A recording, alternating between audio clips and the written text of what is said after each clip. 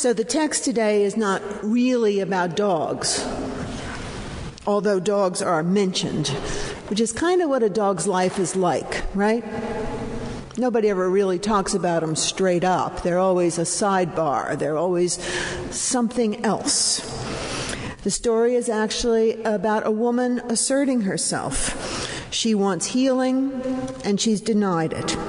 She goes the second step, saying that even dogs get to eat the crumbs that fall from the master's table.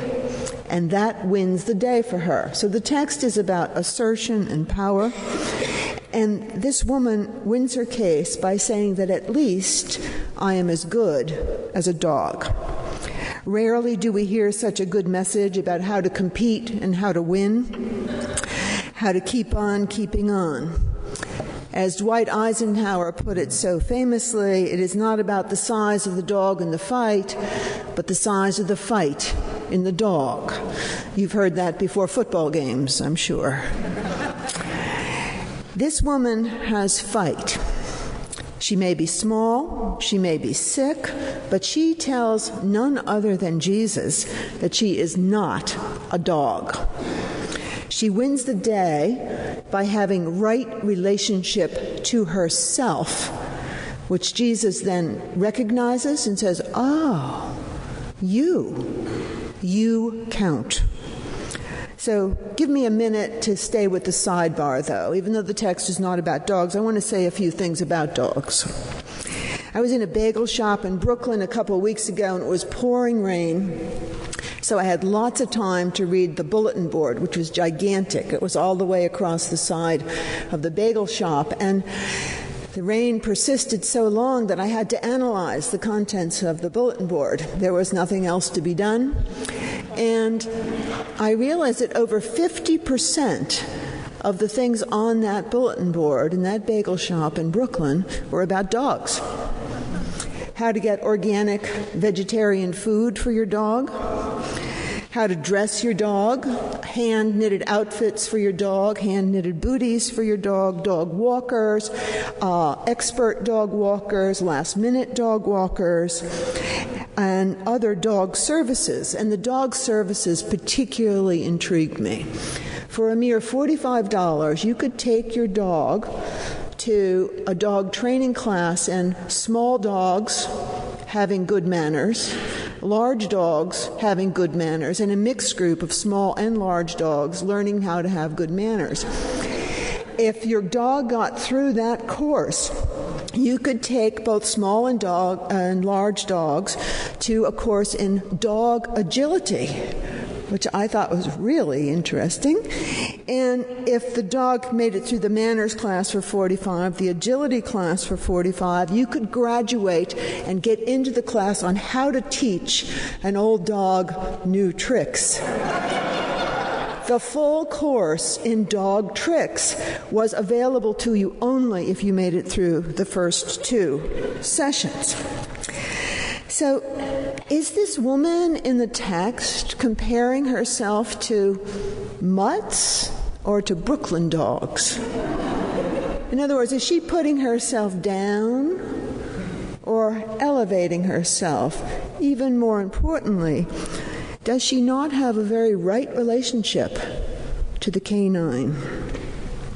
She is comparing herself, I think, to the dogs that take classes in agility, and not to the mutts.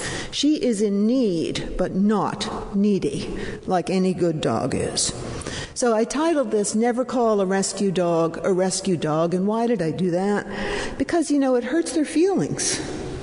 It's labeling. It's sort of a put-down. It's like looking at an orphan and saying, hey, what are you, an orphan? It's not a very nice thing to say to a rescue dog. And also labeling, as I've said, is not right relationship. I want to say how much people really love their dogs, and I'm going to use our oldest member, we think she's our oldest member, Sue Harwig, as a great example. Many of us have been visiting Sue. She's now confined to bed uptown at the Kateri home, and she's not much interested in a lot of things. She doesn't really care for the ice cream that comes. She's not that interested in the newspaper. But if you bring up her dog, Nipper, who she had in 1940, she gets really animated and tells you all kinds of stories about Nipper. She remembers him with great fondness. And truthfully, I'm kind of similar to her. I'm a dog person.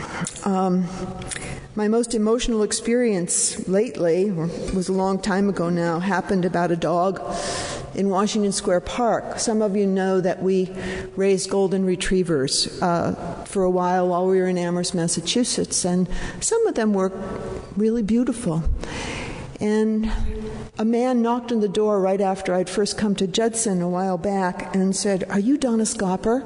I said, "Yes, I am." "Did you sell me that dog in Amherst, Massachusetts?" "I don't know. You know, Prince?" I said, "Oh my God, Prince is here in New York?" Because Prince was the best dog I ever had. The most beautiful puppy, the largest paws, the roundest, furriest smile on his face. And I loved that dog. And I really wanted to keep him.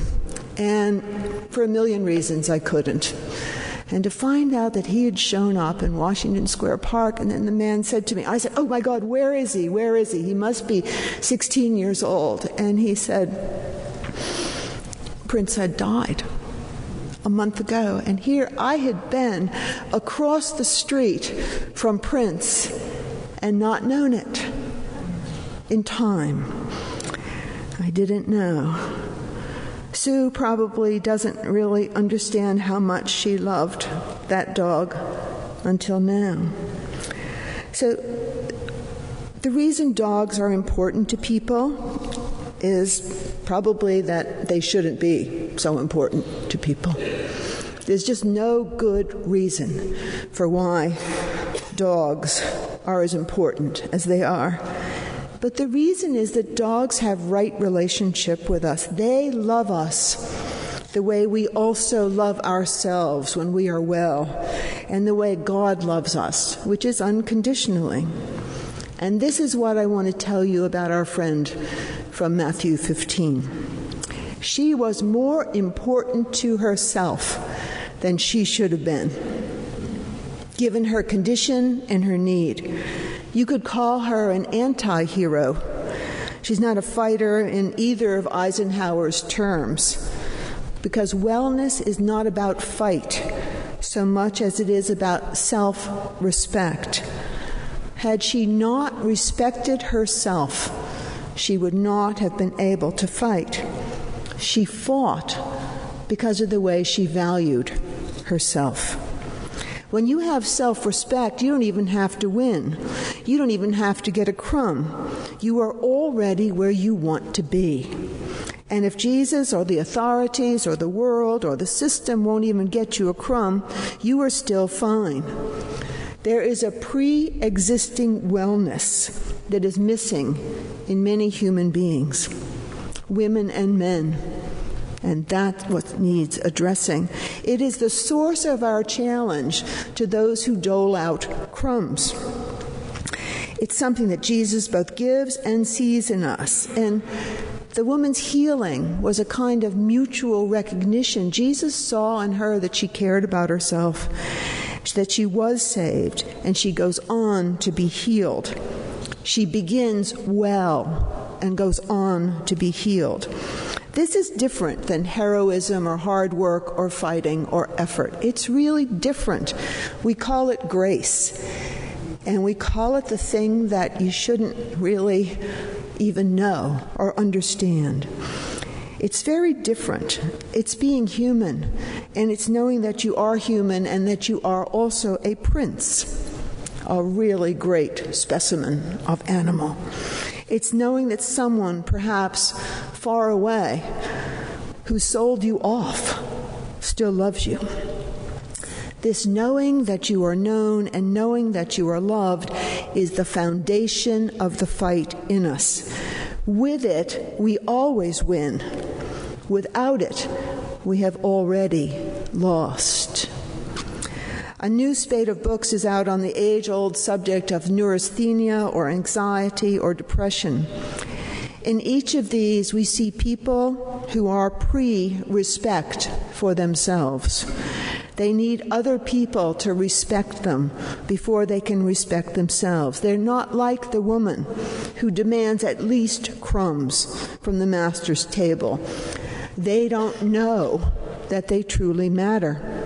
And thus they don't know how to fight, or if they fight, their fight is a sputter as opposed to a good, solid fight. Our meditation quote is from Ann Svetkovich, a professor of women's studies at the University of Texas in Austin. Her book is called Depression, a Public Feeling. And here she argues that depression in Americans, the richest people the world has ever known, is now pandemic. She calls the malady a new name, political depression, or left melancholy. She means a fear that we don't deserve anything anyway. And you can't organize from there. Why? Why does this happen? Because of the conditions we put on knowing that we are loved. I can be loved if I succeed, and not if I don't. So succeed, love, no success, no love. There's no common ground under us, like the ground under the woman who challenged Jesus on behalf of the dogs. Anne spoke recently at a conference called Depression, What Is It Good For? At the University of Chicago. And she showed that depression was really good for the people who don't want you to even have a crumb. Really good. Cui bono. It works. There were a whole bunch of other books that were reviewed in this piece along with her book, and I just want to name their titles so you begin to see it. A History of Neurasthenia, American Nervousness, Its Causes and Consequences, How Everyone Became Depressed. I love this one, The Rise and Fall of the Nervous Breakdown. Angst, Origins of Anxiety and Depression, America the Anxious, How Everyone Became Depressed.